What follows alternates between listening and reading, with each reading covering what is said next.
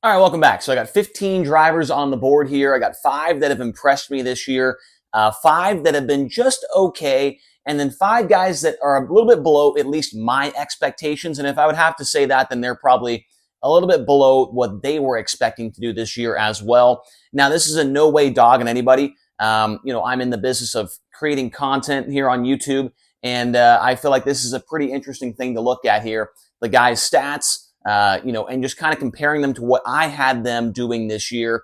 And for some of them, just getting a win would put them off of this side of the board over here. And a couple of them do have wins, and I'll explain here in just a few minutes why they are in that below expectation area. And like I said, this is in no way, a slander at any of them. A lot of the guys on the board here are buddies of mine, and I think that they all wish that they were just a little bit better here this year. And so I got them in the below expectations area. But we're going to start things off with a couple of guys that have been super impressive, at least in my eyes this year. And the first one, I'm just going to put their last name on the board here. The first one for me is going to be, we just had a video about him the other day, and that is Buddy Kofoid. So Kofoid has been very good this year.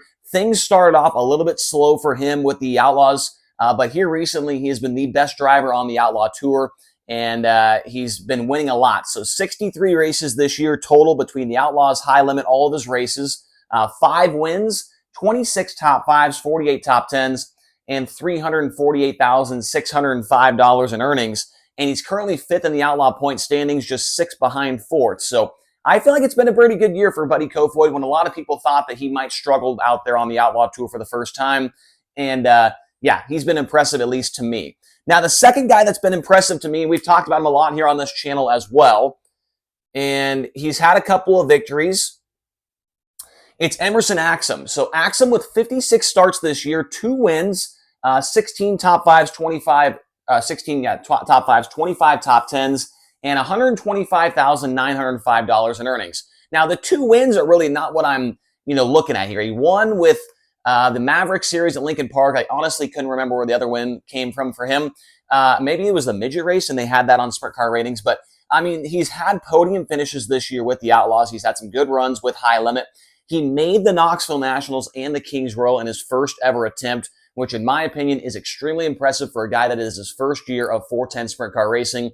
And there are going to be a lot of good years to come for Emerson Axam. He is one of the bright young stars in Sprint Car Racing, and I've got him at number 2 on my impressive list. Now, number 3 on this side of the board, and it's been a breakout year, no doubt, for this driver, with 3 wins on the season. It is Troy Wagman Jr. So Troy Wagman got hooked up with the Mike Hefner 27 car this year, and they have been extremely good in central Pennsylvania. 49 starts this year, so the least amount of starts out of a couple of the guys on the board. It looks like maybe the 4th least amount of starts on the year. 3 wins, though, 25 top 5s and 38 top 10s. So he's only missed the top 10 11 times. He's got $89,000, $569 in earnings this year. He just showed up to Port Royal with High Limit the other day for the Tuscarora 50. Was able to make the show. Before, he had never really been to Port Royal, maybe like 3 or 4 times in his entire career. The first night he was there on Friday, he made the dash. He was, finished top 10 in the feature. Can't remember where he finished at in the Saturday portion, but he was at least in the main event, and it was tough to pass. Obviously, it took rubber on the bottom, but Troy Wagman has been very impressive, at least to me this year. I think he even had a couple top 10s against the Outlaws. So Wagman, very impressive, and maybe a couple of guys might give him a look later on in the future if he continues to have this speed. He's still relatively young, and him and Hefner seem to have a pretty good thing going on right now in that 27 car. Now, number 4 on the list, another guy we've talked about quite a bit here on the channel. It has certainly been a breakout year for him, too. And that is going to be Danny Sams III. So 5 wins for him this year in 57 races, 9 top 10s, or 9 top 5s, 14 top 10s, and $73,215 in earnings. Now, the speed for Sams has not quite, as far as in the feature, has not quite been there when it comes to the Outlaws and the High Limit side of things. But he seems to be very good in qualifying, very good in the heat races to make the show. It's just they don't have the full package with the big guns to complete the entire night of racing. But you remember earlier this year got 3 wins against the Ohio Sprint Speed Week. He just swept the weekend with the IRA. This guy is just getting better and better and better as the year goes on. This is the most amount of races he's ever ran in one single year, and we still have a long ways to go. We're going to see him this week in Eldora with High Limit Racing. And so Danny Sams, I expect a lot more from this guy over the coming years. It does sound like he will be going on some type of national tour next year. And so they're getting a good notebook going for him this year. A couple of wins, building some confidence. He does seem very confident. So Danny Sams, number 4 on my impressive list this year. Number 5, another guy. This guy actually we haven't talked about a whole lot on the channel. He just had a very good weekend here in the state of Ohio. And that is not Cap Henry. That is Caleb Henry. So Caleb Henry in that Running Boxer Farms 101 car. 50 starts this year, 6 wins, 17 top 5s, 24 top 10s, and $82,000 in earnings. And a lot of that $82,000 came this weekend at Fremont. He won 2 races in one night for $15,000. And for the first time being in the Midwest as a full-time driver, Caleb Henry has been absolutely stellar. He did struggle a little bit going to California with High Limit, not in the car they normally races at this. This year he's been running that 101. Went to California for High Limit, ran the 17 car. Things did not go their way, but man, has he been super good. He had a top 5 run his first time at Lawrenceburg against High Limit, a top 5 against the Outlaws at Fremont, I believe, or maybe it was Attica. He has been so good and has turned a lot of heads this year. First time in the Midwest, 6 wins. Caleb Henry is going to be a guy to watch for the years to come. Now, moving on, let's get rid of the green pin here. We're going to move on to the middle, and the guys that have been just okay this year. I probably expected a little bit more out of them. And the number 1 guy on the list, which might, kind of surprise people, but I feel like some people might agree with me on this one, and that is going to be Brent Marks. So Marks, with 68 starts this year, 4 victories, 23 top 5s, 46 top 10s. He's made a ton of money, $243,584. Now, those 4 wins, 2 of them with High Limit, 1 with the Outlaws, and 1 with the Power I 410 series. I don't know. Maybe I expected more wins with High Limit this year for Brent Marks. 2 is kind of a little bit low. Obviously, we still got some time left in the year. Eldora is a good track for him coming up this weekend. Maybe he could win some more races by the end of the year, but I think even Brent Marks himself probably expected to have 2 more wins on the tour that he was following this year. He started out red hot. He was very good at the beginning of the year and kind of slowed off. The California swing certainly was not something that he was very happy with, I'm sure. But I got Brent Marks in the just okay area here. Still a very good year. I mean, you almost made $250,000, 68 starts, 4 wins. It's not a terrible year by any means. It's just I expected a little bit more, maybe a couple more wins for Brent Marks in that little category there. Now, the number 7 guy, a lot of people might not like this one very much, but I'm going to put Tanner Holmes on the board in the just okay part. 42 starts this year. He does have that 1 win, although it was a shortened event after a big fire kind of, stopped the race, and he got the win with the NARC series. 8 top 5s and 14 top 10s, $45,955 in earnings. So I don't know. I think that Tanner Holmes, he definitely has the talent. When we went to California with High Limit, it was a complete disaster for him. He didn't make it out of the C-Mate a couple of nights. I mean, I'm trying to remember how many features he made. It definitely wasn't that many. It was definitely a struggle. Obviously had that really good podium finish at Douglas County, and that was a big night for him in his home state. But Tanner Holmes has just been okay, right? I wasn't expecting him to have 5 wins or anything like that this year. I was expecting to have more top 10s, more top 5s, and be a little bit more competitive when High Limit went to the West Coast. Now we'll see what he can do this weekend. He is going to Tulare with the Outlaws, and we'll see if he can put together a good run. But for Tanner Holmes this year, he's been just okay, at least in my opinion. Number 8 on the list is going to be a guy that had 17 wins last year, and this year only has 2. And I know he only races in one part of the country, but I'm going to go with Freddy Rmer. Freddy Rmer, only 2 wins this year in 54 starts. He still has some good numbers on the backside here, 29 top 5s and 37 top 10s, $84,525 in earnings. But after having a year of 17 victories to go to the next year and only have 2, that is certainly a step down. I don't think that anybody expected that from Freddy Rmer. And so I've got him in the just okay. I mean, you could argue that he could be over here, but I'm going to go with just okay. He did have a really good run at the Tuscarora 50 with the High Limit, a top 5 finish there.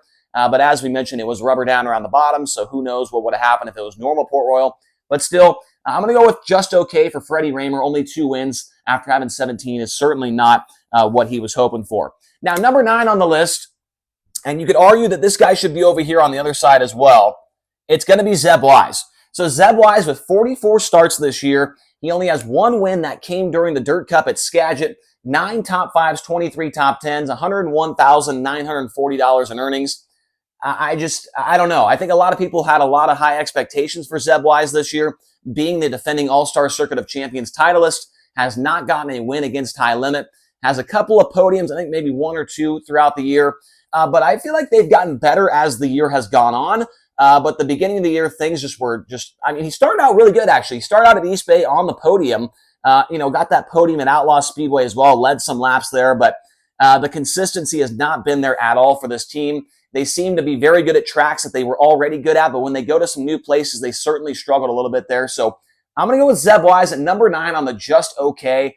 I wasn't expecting him to light the world on fire by any means. This is the toughest competition that Zeb Wise has ran against on a regular basis in his entire career. So I think next year, as long as everything stays together with that team, they should improve those numbers quite a bit. Going to some tracks that they've been to before, after this year, I'm talking about next year. If they went to new, tracks that we've already been to this year, they could certainly improve those numbers. Number 10 on the list, with 69 starts on the year, that is nice. This guy also on the High Limit Tour, it's going to be Cory Eliason. So Cory Eliason, 69 starts, 1 win that came during a local show at BAPS, 11 top 5s, 27 top 10s, $135,314 in earnings. Now, Eliason, much like Wise, but I feel like to the next degree, has gotten better and better as the year went on. Remember, had a crew chief swap midway through the year, went from Tyler Swank to Jim Shuttlesworth, and Shuttlesworth has definitely got that whole thing turned around. Cory got a bunch of top 5s, a bunch of quick times in the state of California on that West Coast swing. He was very good over there. And then, kind of struggled at Port Royal. I thought that would be a place where, he would definitely be good, especially with his crew chief being from that area. But that just was not the case. But Cory still got, 8 more races left this year to try and get some good numbers on the board here. But, I don't know if I was expecting him to win the race this year. Maybe 1, maybe 2, as far as with High Limit. But he wasn't able to do that and has not been on the podium all year, which is actually a huge surprise. And so I feel like if he had a couple more podiums, he might not even be on this list. He might just be a guy that's, somewhere else, just not on this whiteboard. But I got Cory Eliason at number 10 on my just okay. Now let's get rid of this blue pen. Don't worry about that other whiteboard over there. But now we're into the guys that have been a little bit below my expectations this year. And the number 11 guy, this is absolutely crazy that these numbers that he's put up this year. It's going to be another Central PA guy, and that is Devin Bordon. 69 starts this year. He's got some of the most starts of anybody in the entire country with sprint car racing right now. Only 1 win at Port Royal, 11 top 5s and 33 top 10s, only $69,960 in earnings. So I don't know what happened to these guys over from one year to the next. He had 7 wins last year in 74 starts, the Port Royal Speedway track champion, all kinds of great stuff. He was good at certain times with the Outlaws and all that stuff, right? But this year, they have certainly taken a step back. And, Justin Fiedler mentioned it on his show a couple weeks ago that there could be something going on here with this team and this driver. Who knows if they are still together? I have not heard anything about that, but we'll see how it goes here in the offseason. But it's definitely been a off-season for Devin Bordon this year, and I bet you that he would agree with that as well. Has taken some big rides, including that one during the Tuscarora 50 weekend. So hopefully those guys can turn things around by the end of the year. I like Devin Bordon. I like that team. I think they're a good combo, but this year things have just been a little bit off here, and so hopefully they can get it turned around for the rest of the season. Now, number 12 on my board here and number 2 on the below expectations. And this guy, don't get me wrong, this guy has had a great year. He just needs to win a race. You might know who I'm talking about. Justin Peck. He has not won a race. I think a lot of people had Justin Peck tabbed to win 1, 2, maybe even 3 races with High Limit this year. Has not been able to accomplish that. 64 starts, 0 wins, 20 top 5s, 34 top 10s, $200,229 in earnings. Now, Peck has been very fast, as I keep saying. He's been on the podium a bunch. He's been up front. And he's led some laps here and there. He makes the dash all the time. He qualifies well. Here recently he's had some bad luck. Like at Lernerville, he got upside down there and had an engine go on him in hot laps and all kinds of stuff, right, that went the wrong way. but he's like 7th in points with high limit. Pretty good. Not too far out of 6th place in points. So, I mean, it's been a decent year for Peck. I just feel like if he had one win in that column right there, a number one, he wouldn't even be on this list anymore, right? He just needs to get a win.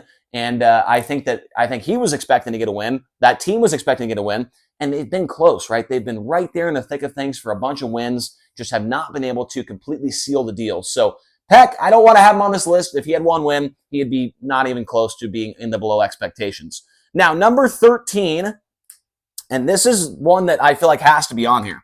Has to be. We're going to the Outlaws. Logan Shuart. One World of Outlaws win all year long for Logan Shuart. That is it. He's 7th in the overall point standings. He does have 4 wins total, 2 during PA Speed Week and 1 with high limit during the double down duels, which doesn't really count because it was half the field, right? It wasn't like a full high limit show, right? Didn't have all the guys, didn't have all the Outlaw guys that were there as well, but it still does count there in his win column, right? So 65 starts, 4 wins, 22 top 5s, 50 top 10s, and $221,355 in earnings. It has not been a bad year for Logan Shuart. I mean, that's a good amount of money. That's a really good amount of top 10s, but only 1 World of Outlaws win on the year. That is, I'd have to go back through the history books and see when the last time that Logan Shuart only had 1 win in a single Outlaw season.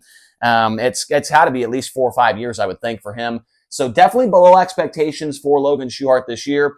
And remember, I made a video about him earlier this year where he went, I can't remember the amount of races, but it went a long time with no laps led, no podiums, no wins. He went a really long ways in that department, but he did get that win out of the way.